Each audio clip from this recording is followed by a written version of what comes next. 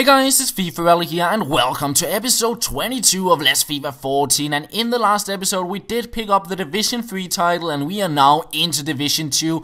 But before heading into our first game we are making a few changes to our squad. We list up Sturridge, Sterling and Elias on the transfer list, and then we pick up a Chelsea trio in Samuel Eto'o, Andre Schürrle and John Obi Mikel. And I tried out Samuel Eto'o in my Cameroon squad builder and he was really fun to play with because, well, he got a really good shot on him, 4-star skills, and of course he is quite fast. And the same thing goes for Schürrle. He's quite fast, got 4-star skills, he got the long shot trade as well. And finally we do have John Obi Mikel, a very solid defensive mid, which in my opinion is one of my favorite defensive mids on the game. He's big, he's strong, he's good on heading and passing and defending. So yeah, a very, very solid player there. And we also did a little bit of trading with John Obi Mikel, in fact, because when I was picking him up I noticed that his price between his center mid and center defensive mid card was quite big compared to how much it actually would cost to just pick him up and convert him. So it would cost me 1300 coins to pick him up and convert him into a center mid, but buying him straight off as a center mid would cost between 2000 to 2100 coins. So it's about 700 to 800 coins profit I could make on him, and of course if we include the tax it's probably 600 to 700 coins.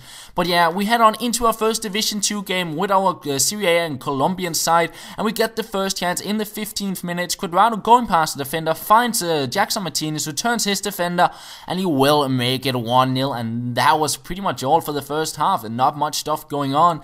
But into the second half, there will be a few more chances. First is Moreno with a Berber spin and a scoop turn, takes the shot, but it is saved by Cech in the net. And instead it is him getting back into the game off a corner. I could not get it away, and he will slide in with a Jovetic to make it 1-1. And then in the 89th minute, he finds Vidic. Of all players, Vidic making his way into my box and making it 2-1. But straight from my kickoff in the 90th minute, it is Muriel to break through, go past 3, takes on a 4th defender, and he will get me a very late equalizer. And in some way, I was of course happy to get a goal straight after conceding in the 90th minute. But at the same time, a draw in this division is just useless, I feel, because you need 21 points to pick up the title, and in order for a draw to kind of count for anything towards that amount of points I need, I kind of need 2 more draws to kind of get 3 points, and then you get wins, you get 3 more points, and in the end you hit 21.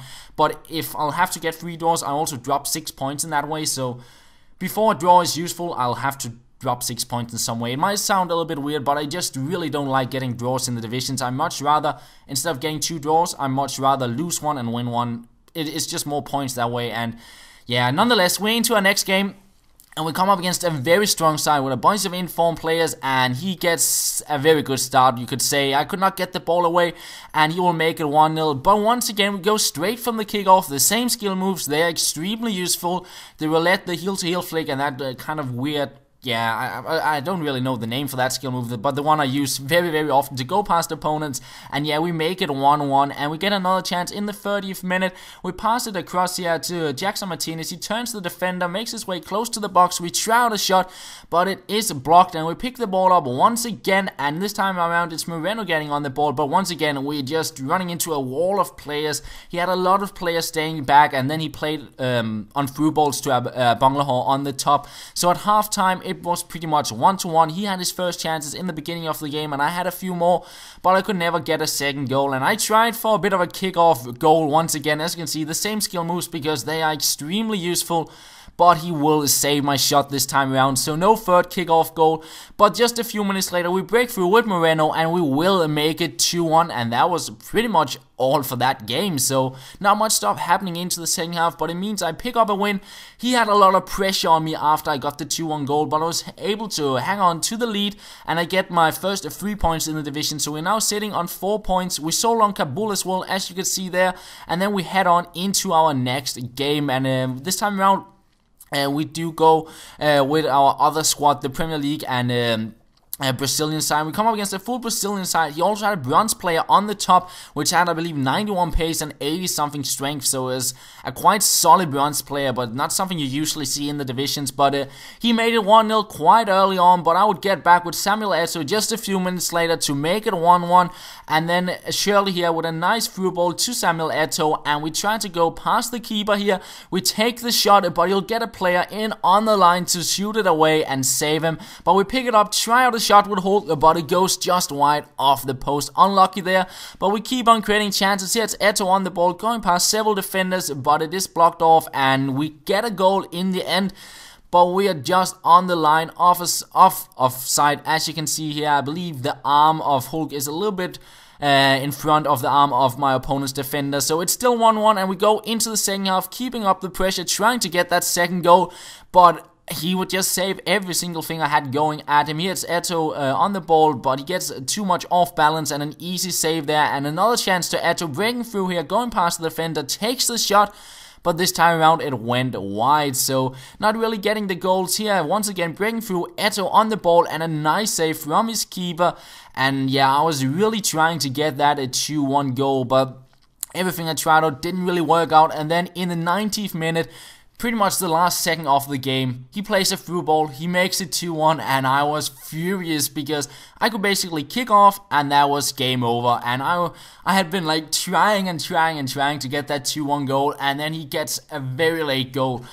And that is some of the worst feeling is when you lose a game on a very late goal where you're kind of dominating the game, but then you end up losing it. So it was a bit of a punch in the stomach losing that to that late goal, but nothing you could do, and we're sitting on 4 points after 3 games, so it's not exactly the best start, but we're looking to head on into another game. And Pato, he was actually injured after that game, so I had to go back to the Serie A and Colombian side and to see if I can pick up a win with them. And if I were to pick up a win, it would look alright in the division, because in some way, if I win, it looks decent. If I lose, it looks terrible, but it doesn't look really good in some way. But into the game, he makes a big mistake, passing it straight to Muriel, and I will convert that to make it 1-0 in the 12th minute. And 2 minutes later, we get a bicycle kick in, or we try at least, and we pick it up again somehow, and we make it 2-0 with Guerin.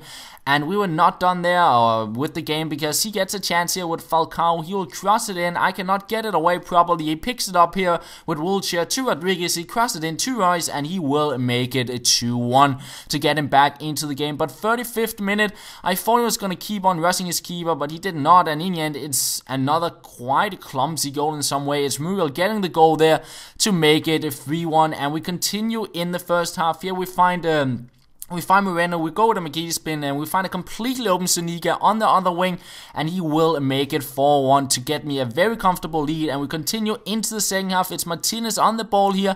He rushes down the wing here, goes with a few skill moves to cut inside the pitch, goes past another defender, and we get a shot in the end, but it is saved by his keeper. And another chance, 72nd minute, is Moreno on the ball here. A few skill moves, going past several defenders, and in the end, we somehow get back on the ball, and it's Cuadrado to get a goal this time around to make it 5-1. And one more chance, Moreno on the ball here, out on the wing, goes past 2 defenders, making his way into the box, a ball on a drag back. We try to cross it in for a bicycle kick, but in the end it's a chip, and it is saved by his keeper.